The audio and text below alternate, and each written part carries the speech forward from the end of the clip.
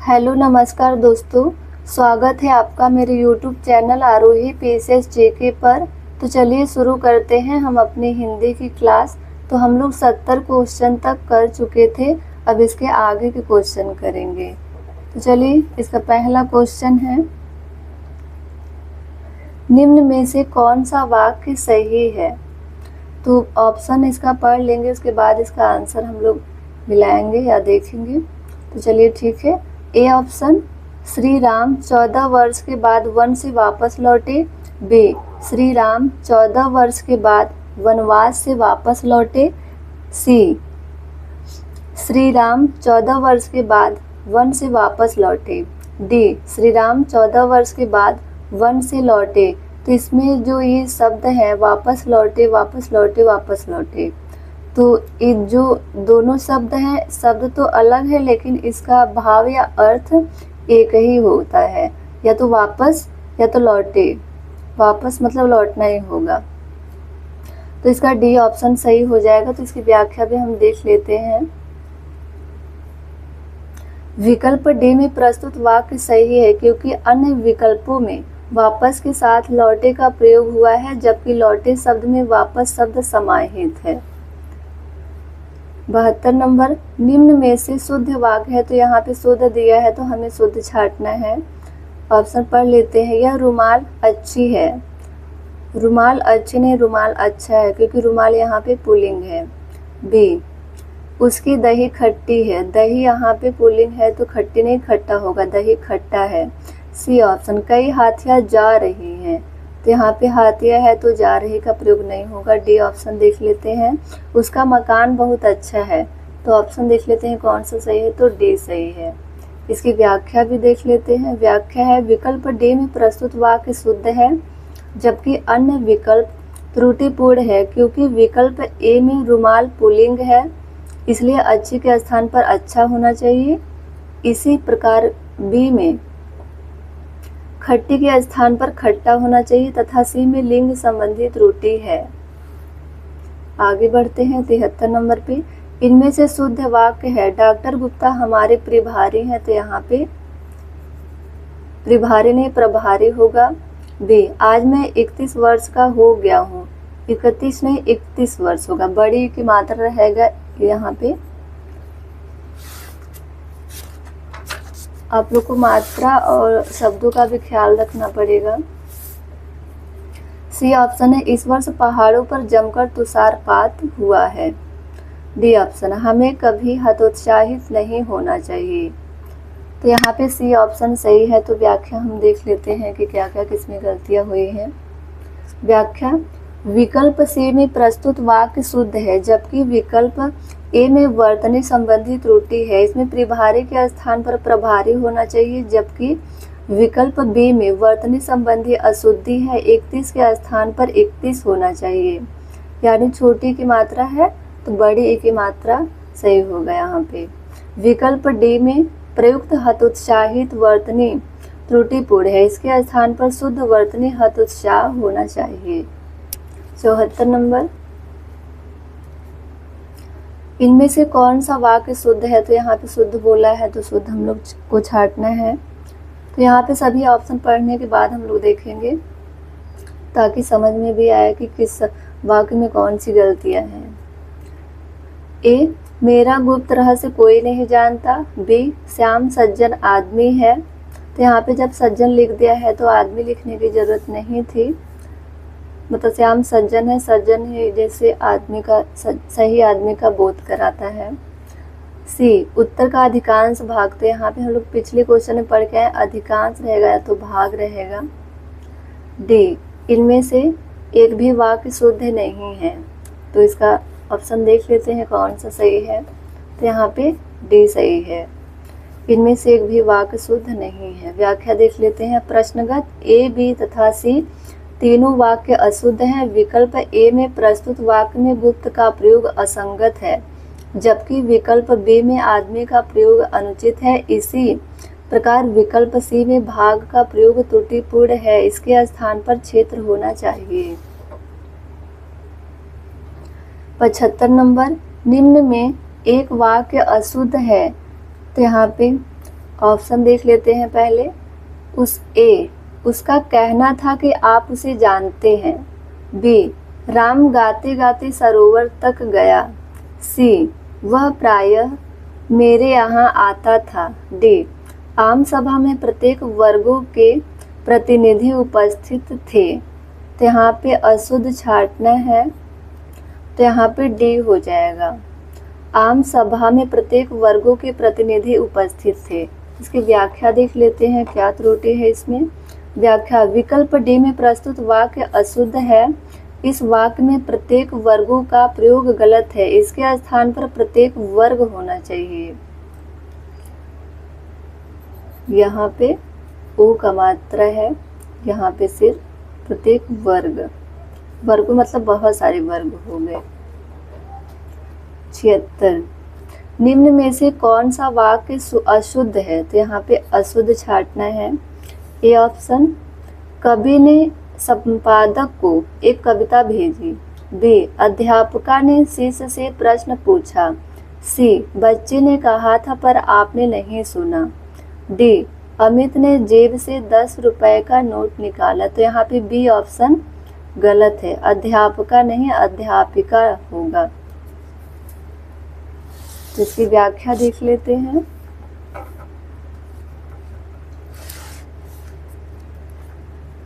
विकल्प बी में प्रस्तुत अध्यापिका त्रुटिपूर्ण वर्तनी है। इसके स्थान पर या तो अध्यापक या अध्यापिका होना चाहिए। 77 नंबर देख लेते हैं।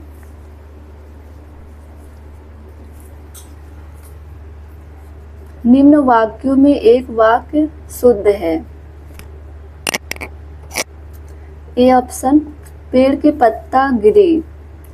ये तो पहले अशुद्ध हो गया। बी, पेड़ में से पत्ता गिरा, ये भी अशुद्ध है। सी, पत्ता गिर पड़ा पेड़ से, ये भी अशुद्ध है। डी, पेड़ से पत्ता गिरा, ये सही है क्योंकि ये अपादान कारक में भी आता है।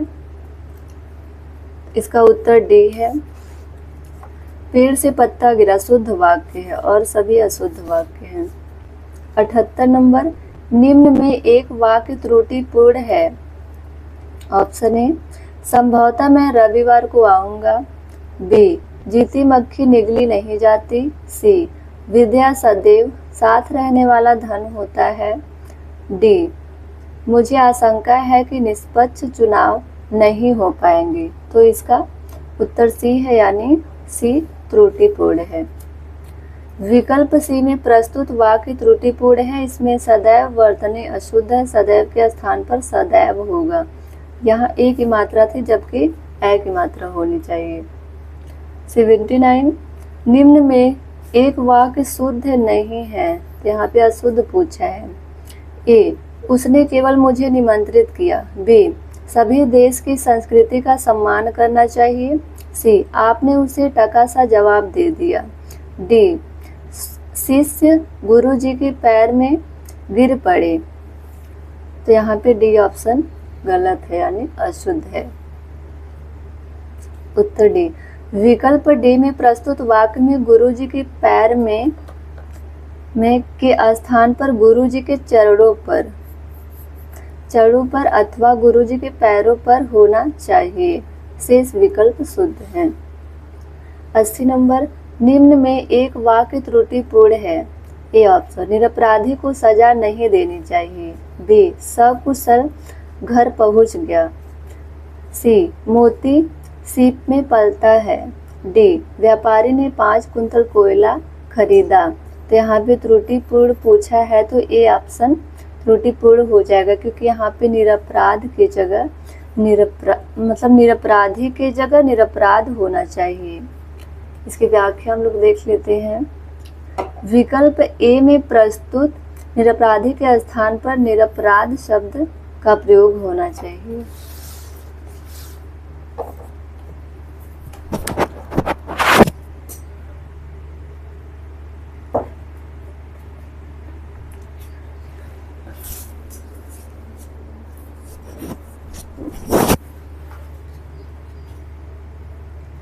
तो चलिए अगले क्वेश्चन की तरफ बढ़ते हैं। 81 नंबर है। सॉरी दोस्तों, वीडियो बनाने में थोड़ी दिक्कत हो रही है, वो इसलिए कि वीडियो बनाते वक्त फ़ैन कूलर सब बंद करना पड़ता है, तो बहुत ज़्यादा गर्मी हो रही है।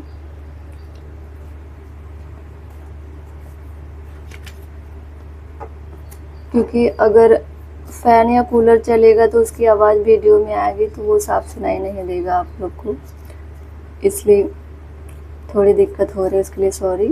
तो चलिए शुरू करते हैं अपने 81 नंबर। अशुद्ध वाक्य। निरपराधी को दंड नहीं देना चाहिए। इसका शुद्ध रूप है निरपराध को दंड नहीं देना चाहिए। व्याख्या। उपयुक्त प्रश्न की व्याख्या देखें। मतलब ये पिछले क्वेश्चन में दिया है तो वहाँ पे यही लिखा गया है। 82 नंबर। निम्न में एक वाक्य अशुद्ध है, तो यहाँ पे अशुद्ध पूछा है, तो हम लोग पहले ऑप्शन पढ़ लेंगे। ए, हम लोग आपका आभार मानते हैं। बी, तुमने उसे बैठने को क्यों नहीं कहा। सी, अगले शनिवार को शीला छुट्टी पर रहेगी। डी, वह कमरे में जाकर सो गया। तो इसका डी ऑप्शन अशुद्ध है।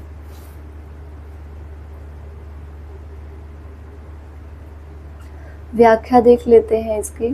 विकल्प डी में प्रस्तुत वाक्य में जाकर असंगत प्रयोग हुआ है। जब कमरे में है तो कमरे में जाएगा कहाँ, कमरे में ही सोएगा, इसलिए यहाँ पे असंगत प्रयोग कहा गया है। डी में प्रस्तुत वाक्य में जाकर असंगत प्रयोग हुआ है, इस वाक्य में जाकर नहीं होना चाहिए। 83 नंबर।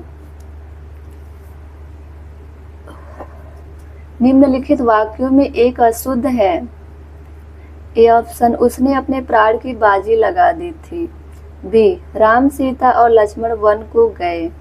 सी, उसकी आंखों से आंसू निकल पड़े। डी, आपकी महत्ता से सभी लोग परिचित हैं। तो यहाँ पे अशुद्ध पूछा है, तो यहाँ पे बी ऑप्शन अशुद्ध हो जाएगा। वन को गए नहीं, वन में गए। व्याख्या इसके देख लेते हैं। विकल्प बी में प्रस्तुत वाक्य अशुद्ध है, इस वाक्य में को का प्रयोग नहीं होना चाहिए। 84 नंबर। श्याम जल से पौधे सींच रहा है, वाक्य का शुद्ध रूप क्या होगा। श्याम जल से, सींचा तो जल से ही जाता है, तो यहाँ पे जल से का प्रयोग नहीं होना चाहिए। श्याम पौधे सींच रहा है। चलिए तो देख लेते हैं ऑप्शन में क्या है। ए ऑप्शन, श्याम पौधे को जल से सींच रहा है, ये अशुद्ध है। बी, पौधे को जल से सींच रहा है, ये भी अशुद्ध है। सी, श्याम पौधे सींच रहा है। डी, जल से सींच रहा है श्याम पौधे को, तो सभी अशुद्ध है और सी ऑप्शन शुद्ध है। व्याख्या देख लेते हैं इसकी। निम्न विकल्पों में शुद्ध वाक्य को चयनित कीजिए। तो यहाँ पे ऑप्शन देख लेते हैं क्या क्या है। ए ऑप्शन, वह उदंडनीय है। बी, वह दंड भोगने के योग्य है। सी, वह दंड योग्य है। डी, वह दंड देने के योग्य है। तो यहाँ पे सी ऑप्शन सही हो जाएगा। व्याख्या। सी शुद्ध वाक्य है, जबकि अन्य विकल्प सही नहीं है। 86 नंबर। इन वाक्यों में एक अशुद्ध वाक्य है, उसका चयन करें। तो यहाँ पे ऑप्शन देख लेते हैं। उसमें बचपन है। बी, उसमें बचपना है। सी, वह बचपन से नटखट है। डी, तुम बचपन से सीधे हो। तो यहाँ पे ए ऑप्शन अशुद्ध हो जाएगा। व्याख्या है इसकी। उसमें बचपन है, यह वाक्य अशुद्ध है। 87 नंबर। बाघ और बकरी एक घाट पानी पीती है, वाक्य का शुद्ध रूप बनाना है। तो यहाँ पे हम ऑप्शन देख लेते हैं। बाघ बकरी एक घाट पर पानी पीती हैं। बी ऑप्शन, बाघ और बकरी एक घाट पर पानी पीते हैं। सी ऑप्शन, बाघ और बकरी एक ही घाट पर पानी पीती हैं। डी ऑप्शन, बाघ और बकरी पानी पीती हैं। तो यहाँ पे बी ऑप्शन इसका शुद्ध रूप हो जाएगा। बाघ और बकरी एक घाट पर पानी पीते हैं। इसकी व्याख्या देख लेते हैं। प्रस्तुत विकल्प में विकल्प बी शुद्ध रूप है। यदि वाक्य में भिन्न लिंग के एक वचन का प्रयोग हो तो क्रिया पुल्लिंग एवं बहुवचन हो जाती है। 88 नंबर, नीचे दिए वाक्यों में कौन सा वाक्य त्रुटिहीन यानी अशुद्ध है? ए ऑप्शन, मेरे घर के पास एक पान की दुकान है। एक पान की दुकान, तो यहाँ पे पहले ही ये एक पान की दुकान, इसके पहले ऑप्शन पढ़ लेते हैं। बी, मेरे घर के पास एक पान की दुकान स्थित है। सी, मेरे घर के पास एक पानों की दुकान है। डी, मेरे घर के पास पान की एक दुकान है। तो यहाँ पे डी ऑप्शन त्रुटिहीन है। मेरे घर के पास पान की एक दुकान है, यहाँ पे त्रुटिहीन पूछा है। मेरे घर के पास पान की एक दुकान है, इस ऑप्शन में कुछ मुझे गलती दिख रही है, तो इसे हम मार्क कर लेते हैं, बाद में इसे देखेंगे। ये ऑप्शन, मेरे घर के पास एक पान की दुकान है। बी, मेरे घर के पास एक पान की दुकान स्थित है। मेरे घर के पास एक पानों की दुकान है। तो यहाँ पे जो त्रुटिहीन पूछा है इसके जगह पे शुद्ध होना चाहिए, क्योंकि यहाँ पे तो डी ही शुद्ध लग रहा है। मेरे घर के पास पान की एक दुकान है, दुकान तो एक ही होगी, ना कि कई पान के। एक पान की, तो एक पान की दुकान नहीं होगी, पान की एक दुकान होगी। तो यहाँ पे डी ऑप्शन शुद्ध होगा। तो ये जो यहाँ पे त्रुटि हुई है यहाँ पे शुद्ध रहेगा। चलिए इसकी व्याख्या देख लेते हैं।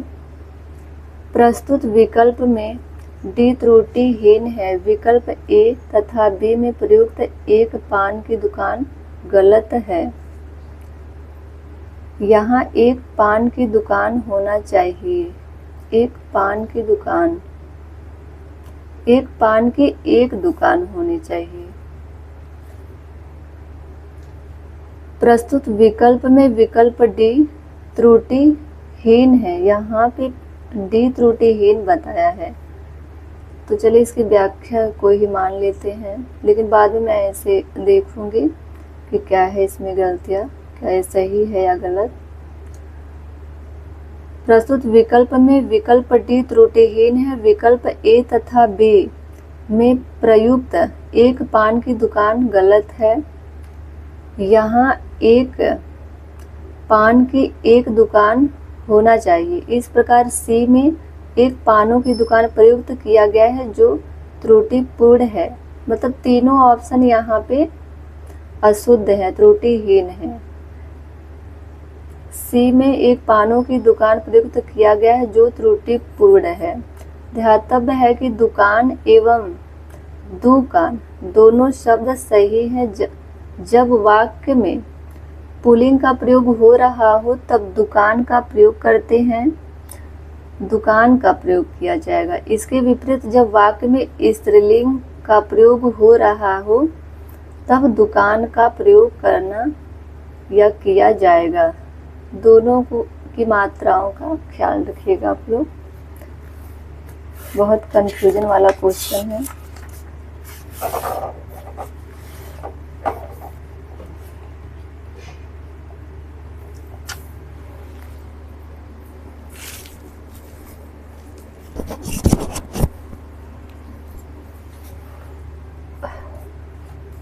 एट्टी 89 क्वेश्चन देख लेते हैं।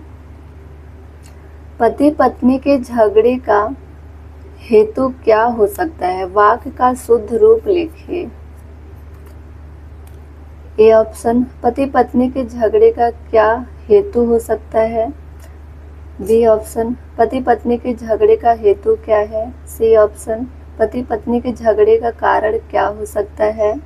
डी, पति और पत्नी के झगड़े का हेतु क्या हो सकता है? तो यहाँ पे सी ऑप्शन सही है। पति पत्नी के झगड़े का कारण क्या हो सकता है? व्याख्या, प्रस्तुत विकल्प में विकल्प सी सही है क्योंकि झगड़े का हेतु नहीं वरन इसका कारण होता है। 90 नंबर, अशुद्ध वाक्य, वह पतिव्रता स्त्री है, तो यहाँ पे पतिव्रता शब्द ही स्त्री का बोध करा रही है। शुद्ध वाक्य देख लेते हैं, वह पतिव्रता है।